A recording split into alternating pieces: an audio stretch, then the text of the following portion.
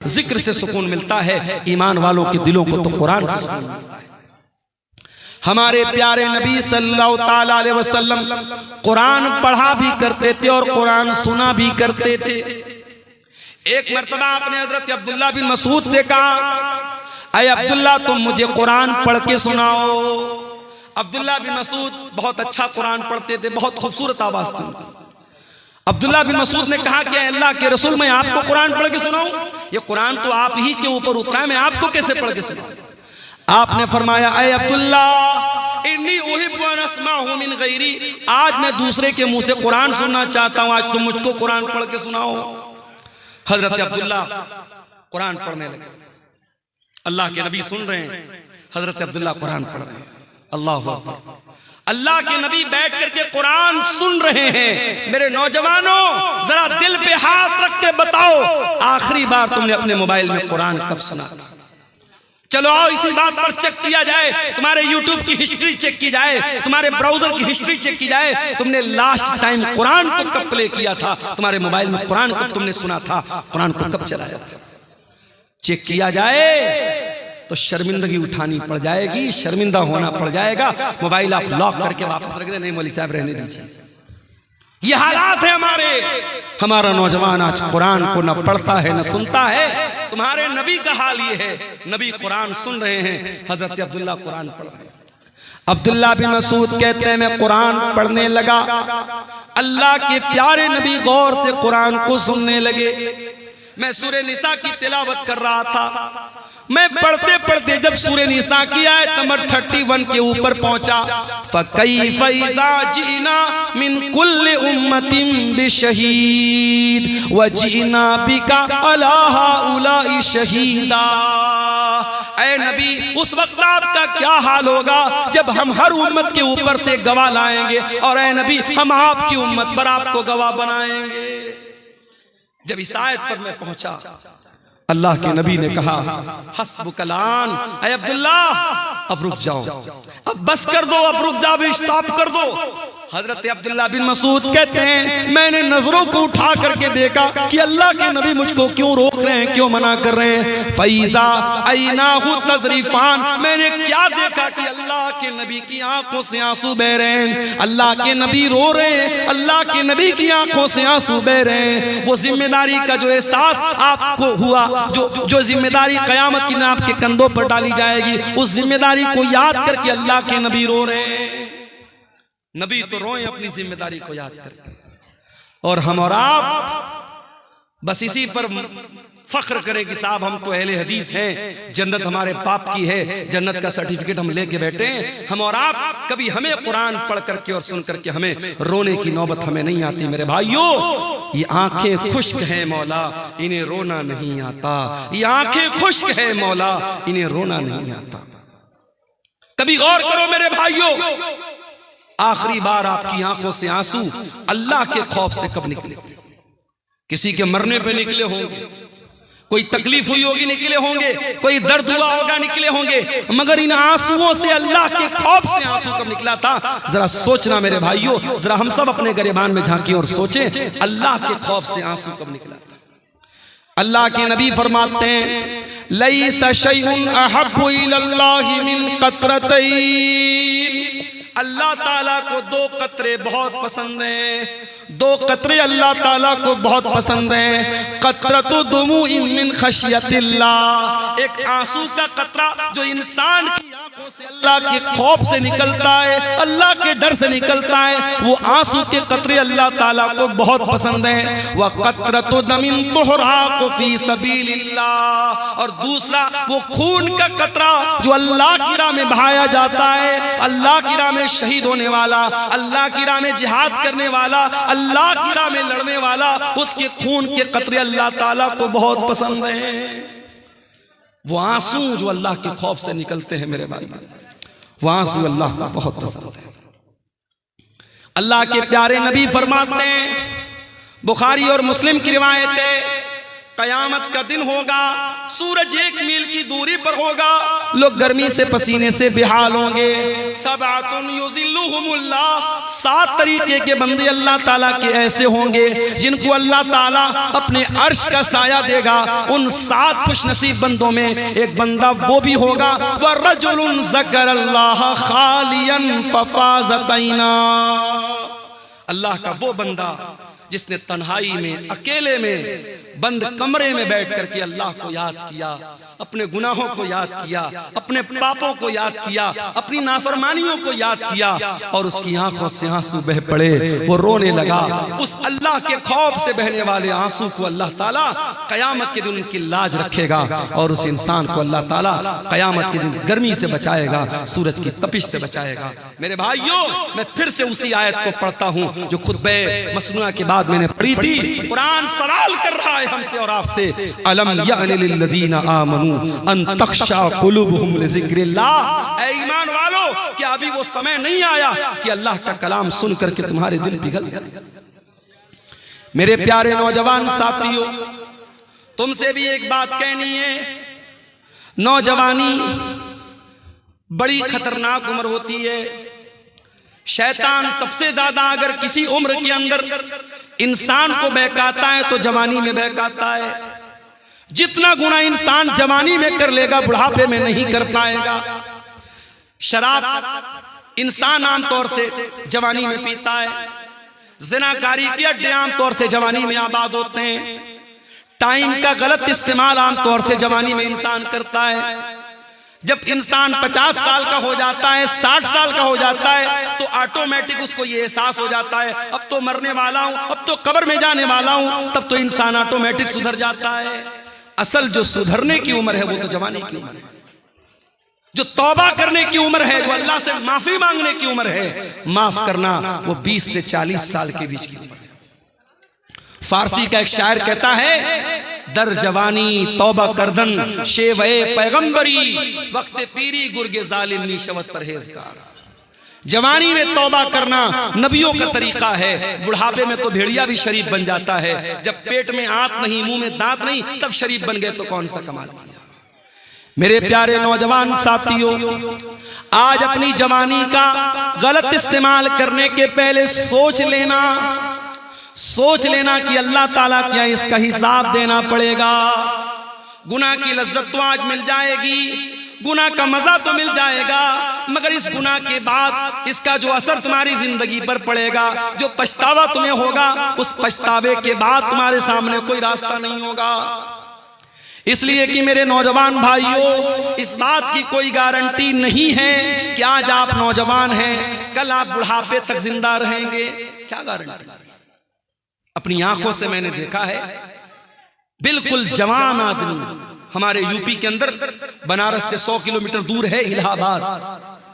इलाहाबाद में बिल्कुल नौजवान यंग लड़का मुझे मिलता है, पेशे से डॉक्टर है, और मेरी आदत है अगर तकरीर में कोई वेल क्वालिफाइड, वेल एजुकेटेड, पढ़ा लिखा अगर इंसान अगर मिलने आता है, मैं बड़ी तवज्जो से मिलता हूं, क्योंकि आज के इस दौर में पढ़े लिखे लोग और जो है समाज में जिनका एक मकाम और स्टेटस है, इस तरीके के लोग अगर प्रोग्राम में आ रहे हैं और उलमा से मिलने आ रहे हैं, ये बड़ी बात है। ऐसे लोगों का हमें वेलकम करना चाहिए, इस्तेकबाल करना चाहिए।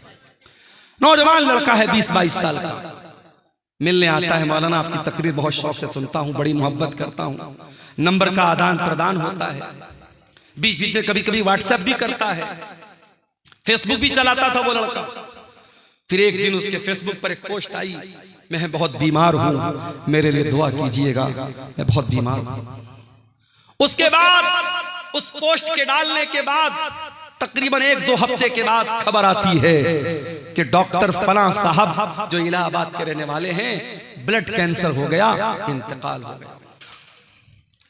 1 साल पहले जब वो लड़का मिला था मुझे, उसकी बॉडी को देख करके मैं सोच भी नहीं सकता था कि 1 साल बाद इसके मरने की खबर आई। हम नहीं जानते मेरे भाइयों हमारी मौत का क्या बहाना बनेगा। हमारे उत्तर प्रदेश ही के एक नौजवान आलिम दीन थे, मौलाना अब्दुल रहमान सलफी, मुंबई के अंदर एक मस्जिद में इमामत कराते थे। कई प्रोग्रामों में हम लोगों ने साथ में प्रोग्राम किया, बंगाल में और इसी तरीके से मुंबई में। और एक साल रमजान में तफसीर का बयान करने के लिए करनूल शहर में आंध्र प्रदेश में मैंने बात करके उनको वहां पे अपॉइंट किया था। वहां पर भी वो गए थे, बड़ी मोहब्बत करते थे मुझसे, मैं भी मोहब्बत करता था उनसे। एक प्रोग्राम में मुंबई से पूना जाते हैं और पूना का प्रोग्राम करके चूंकि मस्जिद की इमामत, कहते दुनिया की सबसे टफ ड्यूटी होती है मस्जिद की इमामत। दुनिया की और ड्यूटी में 8 घंटा ड्यूटी करना है, 10 घंटा ड्यूटी करना है, 12 घंटा ड्यूटी करना है, मगर मस्जिद के इमाम को 24 घंटे ड्यूटी करना है।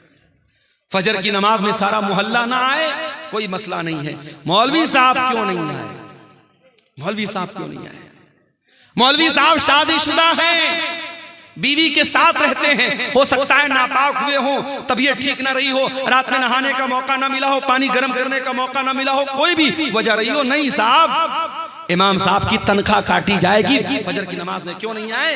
ये आज क्या हो रहा है, मैं समझ रहा हूं बारिश का मौसम है, धीरे धीरे यहाँ बारिश की बूंदें हमारे यूट्यूबर हजरात के मोबाइलों पर भी छू रही है। बहुत लंबा टाइम नहीं लूंगा आपसे, कुछ देर और सब्र कर लीजिए, कुरान और हदीस की बातें हैं, इंशाअल्लाह फायदा होगा। मेरे भाइयों, आज सबसे टफ ड्यूटी अगर किसी की है तो इमाम की ड्यूटी है। मौलाना अब्दुल रहमान सलफी बिल्कुल यंग एज के 2 छोटे छोटे बच्चों के बाप हैं। मैं उनके गांव में भी गया हूं, उत्तर प्रदेश में सिद्धार्थनगर में उनका गांव है। पूना में प्रोग्राम हुआ, रात ही में उनको मुंबई वापस आना है क्योंकि फजर की नमाज भी उनको पढ़ाना है। वहां मुंबई और पूना के बीच में टैक्सी चलती है और बड़ी स्पीड में वो टैक्सी वाले चलाते हैं क्योंकि उनको रात में जल्दी जल्दी मुंबई से पूना, पूना से मुंबई करना रहता है, ज्यादा पैसा कमाना रहता है। ड्राइवर ने बेहिसाब गाड़ी चलाई, बड़ी स्पीड में गाड़ी चल रही थी, 100-150 की स्पीड में गाड़ी चल रही थी। एक जगह रास्ते में जो डिवाइडर होता है, उस डिवाइडर में ले जाके ड्राइवर ने पूरी स्पीड में गाड़ी ठोक दी। गाड़ी के अंदर 10 लोगों में से 7 लोग ऑन द स्पॉट इंतकाल कर गए। मौलाना अब्दुल रहमान सलफी, अल्लाह रहमत मगफरत फरमाए, ऑन द स्पॉट उनका इंतकाल हो गया, पूरा सर पिचक गया और बड़ी मजलूमाना तरीके से उनकी मौत हो गई। क्या वो पूना जाने के पहले उन्होंने सोचा था कि मेरे साथ ऐसा हो जाएगा? हम नहीं जानते मेरे भाई, कौन सा एक्सीडेंट, कौन सी बीमारी, कौन सा बहाना हमारी जिंदगी की सांसों की डोर को खत्म कर देगा, हमारा दिल धड़कना बंद हो जाएगा। मेरे भाइयों, जिंदगी का नाजायज इस्तेमाल मत करो, जवानी की इन घड़ियों का मिसयूज मत करो। इस जवानी में गलत काम करके अगर अल्लाह के चले गए बगैर तौबा किए तो पछताना पड़ेगा मेरे भाई। अन्तकुल नफ्सुन या हसरता अला मा फर्रतु फी जंबिल्लाह। ऐ मेरे बंदो, अल्लाह से तौबा कर लो, माफी मांग लो, सुधर जाओ, इसके पहले कि कयामत के दिन तुमको कहना पड़े कि हाय हमारी बर्बादी, काश मैंने ये लापरवाही न की होती। व इन कुन्तु लमिनस साखिरीन, काश मैंने अल्लाह के दीन का मजाक न उड़ाया होता, काश मैं भी दीन पर चलता, मैं अल्लाह के रास्ते पर चलता। मेरे भाइयों, कभी बर्फ बेचने वाले को आपने देखा होगा, बर्फ बेचने वाला जितना जल्दी पॉसिबल हो बर्फ बेच के निकल जाना चाहता है, क्योंकि जितनी तेजी से उसकी बर्फ पिघलेगी उसका पैसा बर्बाद हो जाएगा। एक आदमी मार्केट में बर्फ बेच रहा था, सुबह से दोपहर हो गई, थोड़ी सी उसकी बर्फ बिकी थी और बड़ी तेजी से दिन गुजर रहा है और बर्फ उसकी पिघलती चली जा रही है। एक आदमी ने देखा कि वो बर्फ बेचने वाला, जब दोपहर हो गई और बर्फ नहीं बिक रही है तो वो चिल्लाने लगा और कहने लगा कि ऐ लोगो, इसके पहले कि मेरा कैपिटल खत्म हो जाए, मेरी पूंजी खत्म हो जाए, मेरा सरमाया खत्म हो जाए, मेरी बर्फ को खरीद लो, मेरा बर्फ खरीद लो, इससे पहले कि मैं लुट जाऊं, मैं बर्बाद हो जाऊं। वो आदमी कहता है, उस बर्फ बेचने वाले को जब मैंने देखा तब मुझे कुरान की आयत का मतलब समझ में आया, वल अस्र इन्नल इंसान लफी खुस्र, कसम है जमाने की, बेशक इंसान बहुत बड़े घाटे में है। जो इंसान अपने टाइम की कदर न करे, अपने समय की कदर न करे, अपनी जवानी की कदर न करे, अपने टाइम का सही इस्तेमाल न करे, उससे बड़ा खसारे में और उससे बड़ा नुकसान उठाने वाला मेरे भाइयों कोई नहीं है। आज हमारे नौजवान साथियों को इस पर भी गौर करने की जरूरत है कि आप अपनी जवानी को कहां गुजारें।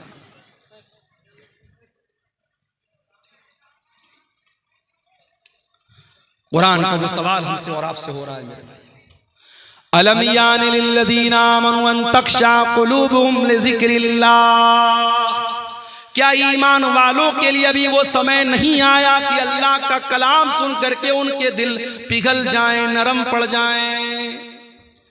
आज हमारे दिल इतने कठोर हो चुके हैं, मुर्दे को दफनाने के लिए कब्रिस्तान में लेकर के जाते हैं, अपने हाथों से कफनाते हैं, दफनाते हैं, मिट्टी देते हैं, फिर भी हमको ये एहसास नहीं होता कि एक दिन हमारे साथ यही होने वाला है। मेरे प्यारे भाइयों, आज बंद कमरे में लाइट को बंद कर दिया जाए, पंखा बंद कर दिया जाए, कमरा बंद कर दिया जाए, चारों तरफ से पैक कर दिया जाए और उस कमरे में हमको रखा जाए, हमारा दम घुटने लगेगा, हम बेचैन हो जाएंगे। ओ लोगों, जरा तसव्वुर करो, जरा गौर करो, कब्र के अंदर जब आप जाएंगे मेरे भाइयों, हम और आप जाएंगे, उस कब्र के अंदर हमें रखा जाएगा और मिट्टी डाल करके लोग चले जाएंगे। न वहां कोई लाइट होगी, न वहां कोई एसी होगा, न वहां कोई कूलर होगा, न वहां कोई पंखा होगा। वहां अगर एसी और कूलर और रोशनी मिलेगी, हमारे ईमान की बदौलत मिलेगी, हमारी नेकियों की बदौलत मिलेगी। मेरे भाइयों, दुनिया में एसी बहुत लगवाया आपने, दुनिया में पंखा बहुत लगवाया आपने, दुनिया में लाइटिंग बहुत लगवाई आपने, कब्र में वो लाइटिंग कैसे मिलेगी? जरा इस पर भी गौर करो मेरे प्यारे साथियों। आज दिल की कठोरता का ये हाल है, दिल की सख्ती का ये हाल है कि कब्रिस्तान में मुर्दे को दफनाने के टाइम भी हमारी आंखों से ना आंसू बहता है, न हमारे दिल पर कोई असर पड़ता है। अल्लाह के प्यारे नबी एक अंसारी सहाबी के जनाजे में जाते हैं, जनाजे को कब्र में उतारा जा रहा है, लाश को कब्र में उतारा जा रहा है और अल्लाह के प्यारे नबी कब्र की एक साइड में बैठे हुए हैं और आपके आसपास सहाबा भी बैठे हुए हैं। अचानक अल्लाह के नबी ने कब्र की तरफ देखा और कब्र में होने वाला जो अजाब है, कब्र में होने वाले जो हालात हैं, उनके बारे में सोच करके अल्लाह के नबी रोने लगे। इतना रोए, हदीस के अल्फाज हत्ता बल्ल सरा, आपके आंसुओं से उस जगह की जमीन भीग गई, वहां की मिट्टी भीग गई और आपने उस कब्र की तरफ इशारा करके फरमाया, लिमिस्लि हाज़ा फ़अइदू या इख़वानी, ऐ मेरे सहाबा, इस कब्र की तैयारी करो, यहाँ तुमको जाना है, इस कब्र में तुमको जाना है, यहाँ तुमको हिसाब देना है, तैयारी करना है तो इस कब्र की तैयारी करो। मेरे प्यारे साथियों, आज हालात ये हैं, मैं आपके कटिहार का हाल नहीं जानता, मैं आपके पूर्णिया अररिया का हाल नहीं जानता, मगर बनारस के कब्रिस्तानों में मैंने देखा कि बहुत सारे नौजवान कब्रिस्तान पे बैठकर जुआ खेलते हैं, बहुत सारे नौजवान कब्रिस्तान पे बैठ के शराब पीते हैं, बहुत सारे नौजवान मोबाइल पर गंदी वीडियो देखते हैं। यानी जहां हमारे मुर्दे दफन हैं, जहां अपने अपने अमल के हिसाब से कब्र में उनके साथ मामला हो रहा है, उस कब्रिस्तान में बैठ करके भी आज इंसान अल्लाह को याद नहीं करता है, मौत को याद नहीं करता है। अलम यानि लिल्लज़ीना आमनू अन तख्शा कुलूबुहुम लिज़िक्रिल्लाह, ऐ ईमान वालों, क्या अभी वो समय नहीं आया कि अल्लाह का कलाम सुन करके तुम्हारे दिल पिघल जाए? उस्मान गनी को देखो मेरे प्यारे साथियों, क्या हुआ? थोड़ा धीरे धीरे बात करें। उस्मान गनी कौन है? नबी के दामाद हैं, नबी के दोहरे दामाद हैं, नबी की दो बेटियां इनके निकाह में आई हैं। उस्मान गनी वो उस्मान है, हर मौके पर अल्लाह के दीन के लिए, मस्जिद के लिए, नबी के मदरसे के लिए, नबी के सहाबा को पानी पिलाने के लिए, इस्लाम की राह में लुटाने के लिए उस्मान गनी अपनी दौलत का मुंह खोल देते हैं। उस्मान गनी ने कभी अपने कदम को पीछे नहीं रखा।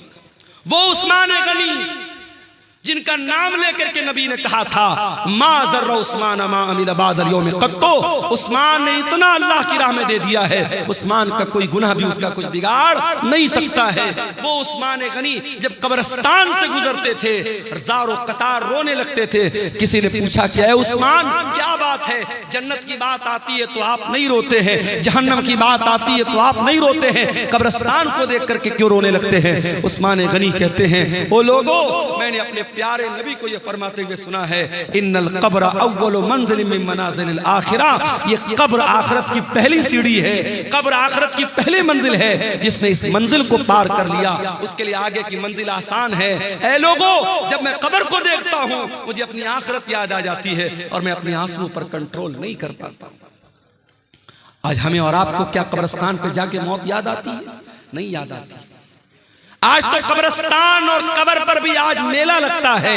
आपको यकीन ना आए, मुंबई की हाजी अली की दरगाह पे जाके आप देख लें। यकीन ना आए, लखनऊ की देवा की दरगाह पे आप जाके देख लें। यकीन ना आए, अंबेडकर नगर बसखारी में कछौसा की दरगाह पे आप जाके देख लें। यकीन ना आए, अजमेर में ख्वाजा मोइनुद्दीन चिश्ती अजमेरी की दरगाह पे जाके देख लें। वहां आपको लड़कियां भी नजर आएंगी, लड़के भी नजर आएंगे, शिर्क भी हो रहा है, नजरों का गुनाह भी हो रहा है, बदचलनी और बेहयाई भी हो रही है। आज कब्र पे जाके मौत किसको याद आती है? मेरे प्यारे साथियों, कुरान का सवाल बरकरार है, अलम यानि लिल्लज़ीना आमनू अन तख्शा कुलूबुहुम लिज़िक्रिल्लाह। ऐ ईमान वालों, क्या अभी वो समय नहीं आया कि अल्लाह का कलाम सुन करके तुम्हारे दिल पिघल जाए? आज हमारी रातें गुनाहों में गुजरती हैं। हमारे नबी रातों को रोया करते थे, तहज्जुद की नमाज में आप रोते थे, और एक दिन आप तहज्जुद की नमाज के लिए उठते हैं और फजर की अजान तक आप रोते रहते हैं। और जब हजरत बिलाल आकर के पूछते हैं, अरे अल्लाह के नबी आप इतना क्यों रोते हैं? तो अल्लाह के नबी कहते हैं कि अरे बिलाल, आज की रात मेरे ऊपर कुरान की ऐसी आयत उतरी है कि इस आयत पर जो गौर करे और जो इस आयत को पढ़े और गौर न करे, उसके लिए बर्बादी है। कौन सी आयत थी? सूरह आले इमरान की आयत थी, इन्न फी खल्क़िस समावाति वल अर्दि वख्तिलाफिल लैली वन नहारी लआयातिल लिउलिल अलबाब। बेशक उन लोगों, जमीन व आसमान की तख्लीक के अंदर और रात और दिन के आने जाने के अंदर गौर करने वालों के लिए, अक्लमंद लोगों के लिए निशानियां हैं। इन तमाम कायनात के अंदर जो गौर करता है वो अक्लमंद है, और उस अक्लमंद इंसान की पहचान क्या है? वो अल्लाह को याद करता है। वो उठते बैठते लेटते जागते अल्लाह को याद करता है। बारिश तेज हो रही है मेरे ख्याल से।